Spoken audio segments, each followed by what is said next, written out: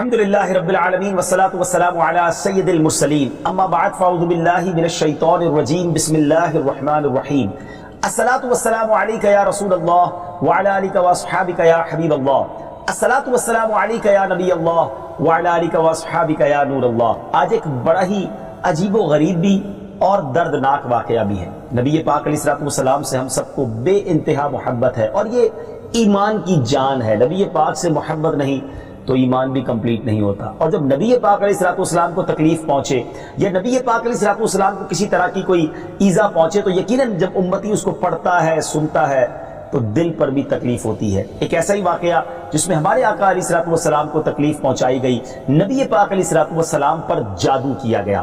ناظرین، آج یہ واقعہ ہم سنیں گے اور یہ قرآنی واقعہ ہے اور اس کے ذریعے بہت ساری باتیں بھی سنیں گے۔ جادو کے بارے میں بڑے مسکنسیپشن ہیں لوگوں کے ذہنوں میں، اور سمجھتے ہیں کہ جادو توڑ کرنے کے لیے بڑے عجیب و غریب عمل کرنے پڑیں گے، بڑے گناہوں والے کام کرنے پڑیں گے، اللہ کی ناراضگی والے کام بھی لوگ کرنے کے لیے تیار ہو جاتے ہیں، حرام اور ناجائز کام کرنے کے لیے تیار ہو جاتے ہیں اور سمجھتے ہیں کہ اس سے جادو سے بچا جا سکے گا۔ البتہ جادو کروانے کے لیے بھی لوگ بڑے ہی ناجائز اور حرام کام کرتے ہیں جو کہ جہنم میں لے جانے والے کام ہوتے ہیں۔ اللہ مجھے اور آپ کو ہمیشہ جادو ٹونے آصف سے محفوظ رکھے، ہر قسم کی بلاؤں سے محفوظ رکھے، اور آج قرآن کے ذریعے سمجھیں گے کہ جادو کا علاج کیا ہے، جادو ہو جائے تو بچا کیسے جا سکتا ہے، اور نبی پاک علیہ الصلوۃ والسلام پر جب جادو ہوا تھا، جادو کرنے کی کوشش کی گئی تھی، اس کا نتیجہ کیا نکلا۔ ناظرین، توجہ کے ساتھ آپ نے سلسلے میں شامل رہنا ہے۔ روایت یہ ہے کہ لبید بن عاصم یہودی اور اس کی بیٹیوں نے نبی پاک علیہ الصلوۃ والسلام پر جادو کر دیا، جس کا اثر پیارے آقا علیہ الصلوۃ والسلام کے جسم پر نمودار ہوا۔ طبیعت شریف جو ہے وہ کچھ ناساز ہونے لگی، آپ کے قلب، آپ کی عقل مبارک اور آپ کے اعتقادات پر کوئی اثر نہ ہوا، صحت مبارک پر تھوڑا سا اثر ہوا۔ چند روز بعد حضرت جبریل امین بارگاہ رسالت میں حاضر ہوئے اور عرض کی، یا رسول اللہ صلی اللہ تعالی علیہ وسلم، ایک یہودی نے آپ صلی اللہ تعالی علیہ وسلم پر جادو کر دیا ہے، اور جادو کا جو سامان ہے وہ فلاں کنویں میں ایک پتھر کے نیچے دبا ہوا ہے۔ سرور کائنات علیہ الصلوۃ والسلام نے حضرت علی مولا کائنات شیر خدا کرم اللہ تعالی وجہ الکریم کو بھیجا۔ انہوں نے کنویں کا پانی نکالا اور پتھر اٹھایا تو اس کے نیچے سے کھجور کے گھابے کی تھیلی برآمد ہوئی، یعنی کھجور کے جو چھلکے ہوتے ہیں اس طرح کی تھیلی برآمد ہوئی، اور اس میں نبی پاک علیہ الصلوۃ والسلام کے منہ مبارک جو کنگھی سے ٹوٹے تھے اور کنگھی کے ٹوٹے ہوئے کچھ دندانے اور ایک ڈور یا کمان کا چلہ جس میں 11 گٹھانے لگی ہوئی تھی، اور ایک موم کا پتلا تھا جس میں 11 سوئیاں چبھی ہوئی تھی، یہ سب سامان پتھر کے نیچے سے نکلا، اور یہ مولا علی کرم اللہ تعالی وجہ الکریم یہ سارا سامان لے کر نبی پاک علیہ الصلوۃ والسلام کی بارگاہ میں آ گئے۔ اس کے بعد سبحان اللہ، اب اس کا توڑ کیسے آیا، اس کا علاج کیسے ہوا، اس کا حل کیا نکلا؟ جبریل امین اللہ تبارک و تعالیٰ کی بارگاہ سے سورہ فلق اور سورہ ناس لے کر حاضر ہوئے، یعنی اب جو سورہ فلق اور سورہ ناس ہے وہ نازل ہوئیں، اور ان دونوں صورتوں کو ملائیں تو ناظرین اس میں 11 آیتیں ہیں، ہر ایک آیت کے پڑھنے سے ایک ایک گرہ کھلتی جاتی تھی، یہاں تک کہ سب گرہیں کھل گئیں اور پیارے آقا علیہ الصلوۃ والسلام بالکل شفا یاب ہو گئے۔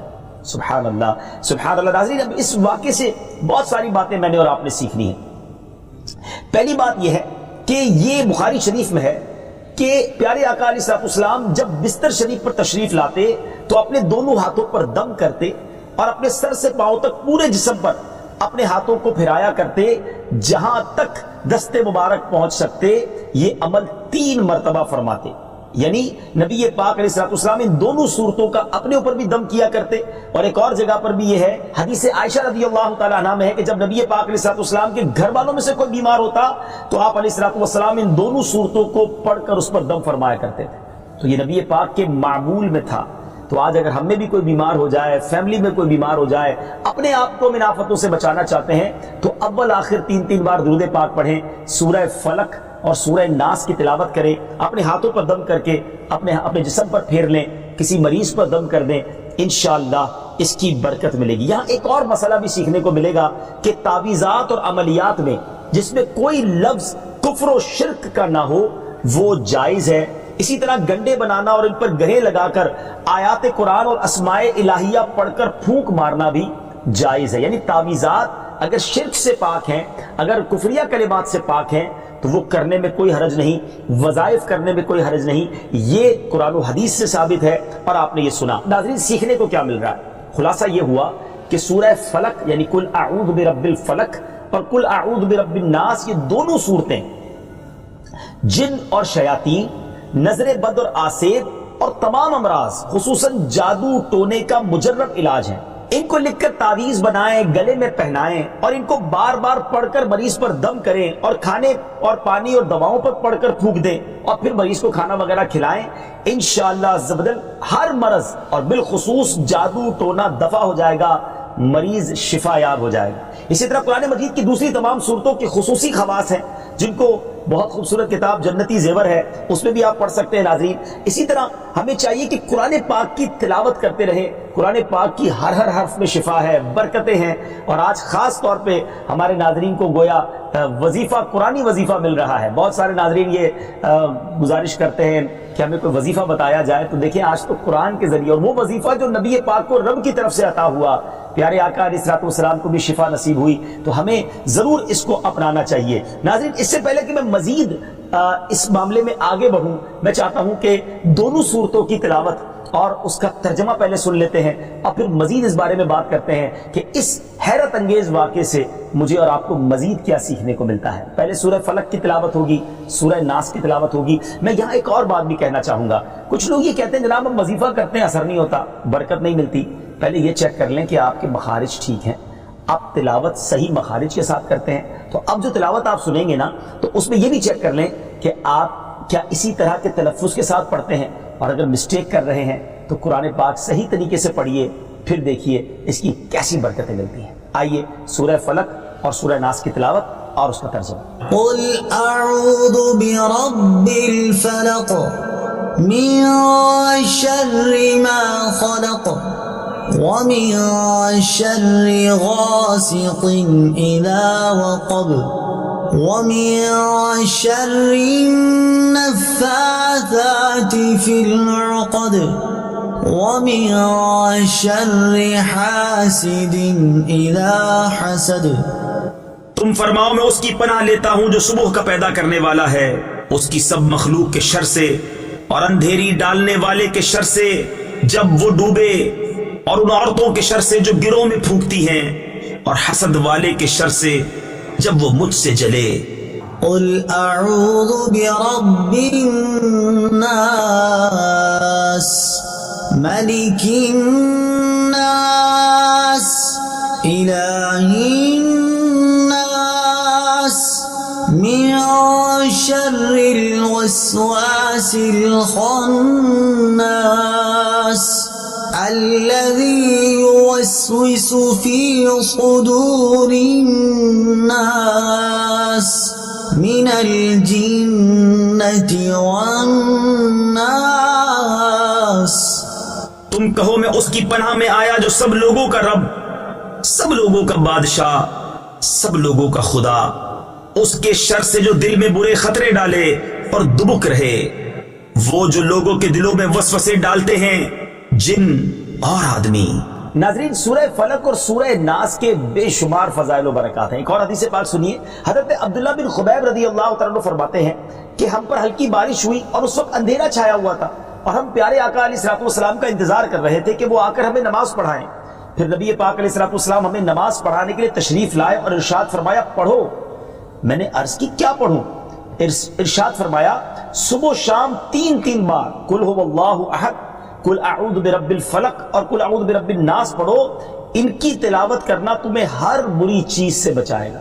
چلیں ایک اور وظیفہ مل گیا، سورہ اخلاص کو بھی شامل کر لیں، تو صبح و شام پڑھیں تو انشاءاللہ بری آفتوں سے، مصیبتوں سے، جادو ٹونے سے، آسیب سے، ان طرح کی بلاؤں سے انشاءاللہ محفوظ رہیں گے۔ ناظرین یہاں کچھ مسائل بھی سیکھ لیتے ہیں۔ حضرت اسماء بنت امیس رضی اللہ تعالیٰ عنہ نے عرض کی یا رسول اللہ صلی اللہ تعالیٰ علیہ وسلم، جعفر کے بچوں کو جلد نظر ہوتی ہے، کیا مجھے اجازت ہے کہ ان کے لیے عمل کروں؟ نبی پاک علیہ الصلوۃ والسلام نے اجازت عطا فرمائی۔ تو سیکھنے کو یہ ملا کہ تعویذ اور عملیات جن میں کفر و شرک نہ ہو، کوئی کلمہ ناجائز نہ ہو، تو اس میں جو ہے وہ تعویذ کرنا، عمل کرنا جائز ہے، اور خاص کر وہ عمل جو آیات قرآنیہ سے کیے جائیں یا احادیث میں وارد ہوئے ہوں۔ اسی طرح چند مسائل بھی سیکھنے کو ملے۔ یہ دونوں صورتیں جو ہیں ان کے شان نزول سے ہمیں معلومات کیا ملتی ہیں۔ نمبر ایک، جادو اور اس کی تاثیر حق ہے۔ کچھ لوگ جادو کا انکار کر دیتے ہیں، یہ درست نہیں ہے۔ جادو اور اس کی تاثیر حق ہے، کیونکہ قرآن میں اس کا ذکر ہے اور نبی پاک علیہ الصلوۃ والسلام پر بھی آپ کی صحت مبارک پر اس کا اثر ہوا۔ نمبر دو، نبی کے جسم پر جادو کا اثر ہو سکتا ہے، جیسے تلوار، تیر اور نیزے کا بھی اثر ہوتا ہے۔ یہ شان نبوت کے خلاف نہیں ہے۔ ہاں، ایسا اثر نہیں ہو سکتا کہ جس سے نبوت کے متعلقہ امور میں خلل آ جائے۔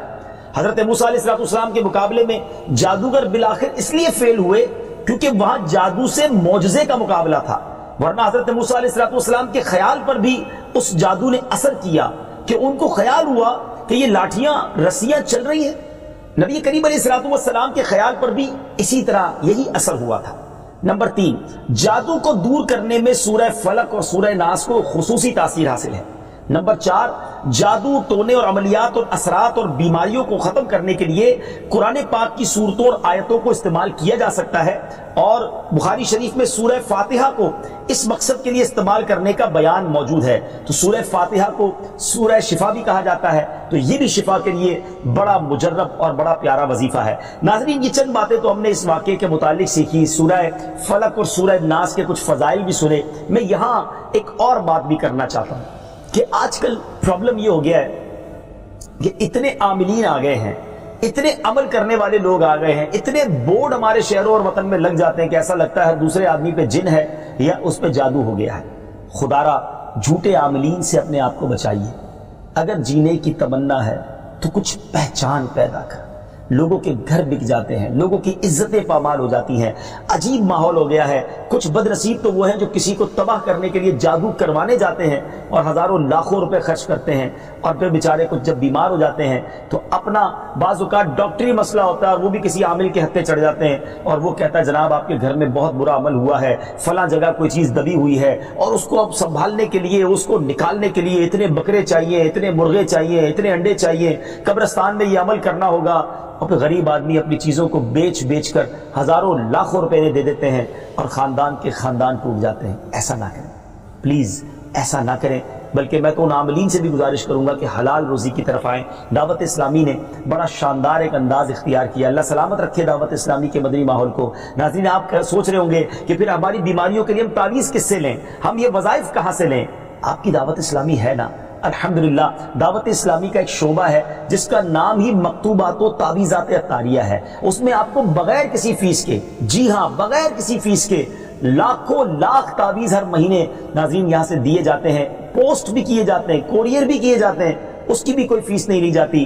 تو یہ تعویذات آپ دعوت اسلامی کے مرکز سے رابطہ کر کے لے لیجئے۔ آن لائن تعویذات کی سروس بھی موجود ہے۔ حالانکہ دعوت اسلامی کا اس ڈپارٹمنٹ پر لاکھوں کروڑوں روپے خرچ ہو رہا ہے، مگر اس لیے اس کو فری رکھا ہے تاکہ امت کے لیے آسانی ہو، دکھیاری امت جو ہے ان کے مسائل حل ہو جائیں، نہ جانے کس کی دعا لگ جائے اور ہمارا بیڑا پار ہو جائے۔ ہاں، اس میں یہ ضرور میں کہوں گا کہ وہ لوگ جو یہ پروگرام دیکھ رہے ہیں اور ان کو لگتا ہے کہ میں اس شعبے کو سپورٹ کروں، دعوت اسلامی جس شعبے میں خرچ کر رہی ہے اور نہ جانے کتنے دکھیارے مسلمانوں کی دعائیں لے رہی ہے، تو اگر آپ دعوت اسلامی کے شعبہ تعویذات عطاریہ میں سپورٹ کرنا چاہتے ہیں، اپنا ڈونیشن دینا چاہتے ہیں، تو بھی ہم سے رابطہ کر لیجئے۔ لیکن پلیز ان جھوٹے عاملوں سے اپنے آپ کو بچائیے۔ اور مجھے جو ناظرین سن رہے ہیں، ہر بندے پر جادو نہیں ہوتا، ہر بندے پر جن نہیں آ جاتا، ہر بات میں وسوسہ نہ لایا کریں، وظائف پڑھ لیا کریں۔ صبح شام یہ وظیفہ ہمیں نبی پاک نے دے دیا ہے، صبح گھر سے پڑھ کر نکلے، شام گھر پر آ کر سونے سے پہلے پڑھ لے، آیت الکرسی سونے سے پہلے پڑھ لے، اللہ نے چاہا خیر آپ کا مقدر رہے گی۔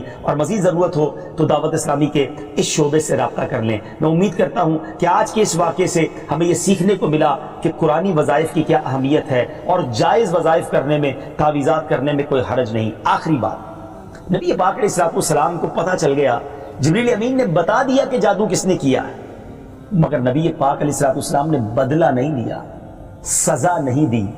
اس لبید بن عاصم کو، اس کی جو بچیاں تھیں، جو بھی لوگ تھے جادو کرنے والے، سب کو معاف کر دیا۔ اللہ اکبر! انہیں پتہ چل جاتا تھا کہ کس نے ظلم کیا ہے، پھر بھی معاف فرماتے، اور ہم شک کی بنیاد پر بدلہ لے لیتے ہیں۔ کوئی عامل کہہ دیتا ہے تمہارے گھر میں سین نام کی کوئی عورت ہے، اس نے یہ کیا ہے، اب جتنے سین نام والے ہیں سب کے ساتھ بدگمانی شروع، جب سے سب سے لڑائی شروع، سب کے بارے میں برا سوچنا شروع۔ انسان ہی سے غلطی ہوتی ہے. معافی کرنے والا ذہن رکھیے. معاف کریں گے اللہ تعالیٰ آپ کو معاف کر دے گا. رحم کریں گے آپ پر رحم کیا جائے گا. اللہ مجھے اور آپ کو نبی پاک علیہ الصلوۃ والسلام کی اس مبارک سیرت سے سیکھنا نصیب فرمائے کہ اگر کسی سے غلطی ہو بھی گئی ہے, کسی نے ہمارا برا چاہا بھی ہے اور پتہ بھی چل گیا ہے, تو معاف کرنا اللہ کو بڑا پسند ہے. مشکل ضرور ہے, دل چاہتا ہے میں بھی بدلہ لوں, لیکن مزہ بھی تو یہی ہے نا کہ دل چاہ بھی رہا ہے, غلط بھی کیا ہے سامنے والے نے اور میں بدلہ لے بھی سکتا ہوں, پھر بھی اللہ کی رضا کے لیے معاف کر دیں اور اس نیت سے معاف کریں میرے مالک میں تیرے بندے کو معاف کر رہا ہوں, تو مجھ گناہگار کو معاف فرما دے. اللہ کریم ضرور کرم فرمائے اور یہی اسلام کی خوبصورتی ہے. اللہ مجھے اور آپ کو معافی اور درگزر کا ذہن نصیب فرمائے.